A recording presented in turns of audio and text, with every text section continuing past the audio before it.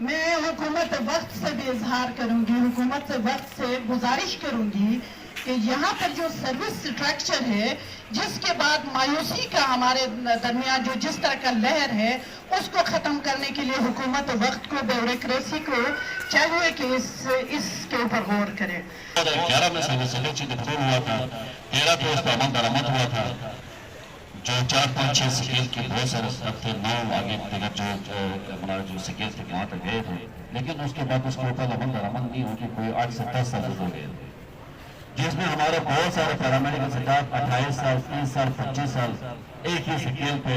بہت سارے سٹاف جو ہمارے ریٹائر ہو چکے ہیں، بہت ساروں کی پوزیشن اس وقت ریٹائر پا رہی ہے۔ اس پہ سابقہ صدر صوبائی اور موجودہ صدر صوبائی اس کی پوری ٹیم نے بڑی جدوجہد کی، بڑی کوشش کی، اور الحمدللہ 11 مہینہ پہلے اسی سروس سلیکشن کے اوپر موجودہ چیف سیکریٹری صاحب، موجودہ سی ایم صاحب، سابقہ ہمارے سروسز سیکریٹری وقار میر صاحب، موجودہ ہمارے سیکریٹری ہیلتھ آصف اللہ صاحب، جتنے بھی ہمارے ڈی جی ہیلتھ ہیں، ہمارے ڈائریکٹریٹ کے ہیں، جس نے یہاں ریوائز سروس سلیکشن کی نوٹیفیکیشن میں رول ادا کی ہے، ہم ان کا بھی شکریہ ادا کر رہے ہیں۔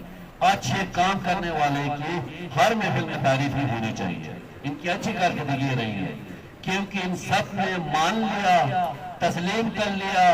کہ ان کے ساتھ ظلم ہو چکا ہے، ان کے ساتھ زیادتی ہو چکی ہے، ان کا حق ہے کہ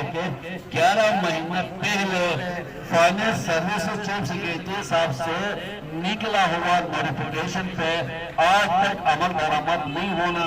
دوبارہ سیکریٹری ہیلتھ کے آفس سے سروسز کی طرف بھیجنا، یہ غالباً ہمارے ساتھ کم،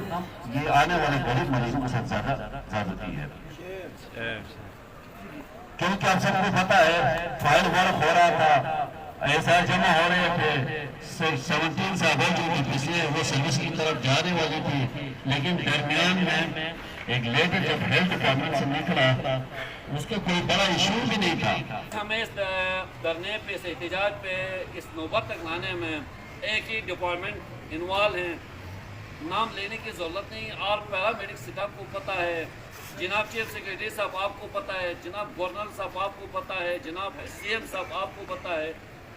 یہ 11 مہینوں کے اندر ہم نے ہر بندے تک، ہر آفیسر تک، ہر حکام بالا تک یہ پیغام پہنچا چکے ہیں کہ کوئی بھی ایسی محکمہ نہیں ہے جو نوٹیفیکیشن کے بعد بھی ان کو اسی طرح اڑایا جائے، ان کے حق کو غصب کیا جائے، ان کے حقوق کو روکا جائے۔ واحد یہ مظلوم طبقہ ہے، حقیقت میں مظلوم طبقہ ہے، جو واحد ڈپارٹمنٹ ہیں جو 24 سے 48 گھنٹے دکھی انسانیت کی خدمت کر رہی ہے، اس سے بڑے مظلوم کیا ہو سکتا ہے؟ واحد یہی ڈپارٹمنٹ ہیں جو 48 گھنٹہ ان حالات میں ڈیوٹیاں دی گئی ہے، جو 51-52 محکموں کے تالے لگے ہوئے تھے، واحد ہیلتھ ڈپارٹمنٹ کی جنہوں نے ڈیوٹیاں کی ہے، اس سے بڑے مظلوم کیا ہو سکتا ہے؟ اس سے بڑی مظلومیت ہو سکتی ہے، لیکن اللہ کا کرنا، اللہ کی رضا کے لیے، یہ اس لیے کرنے کہ علاقے کے اندر غریب لوگوں کی خدمت ہم اپنی عبادت سمجھتے ہیں۔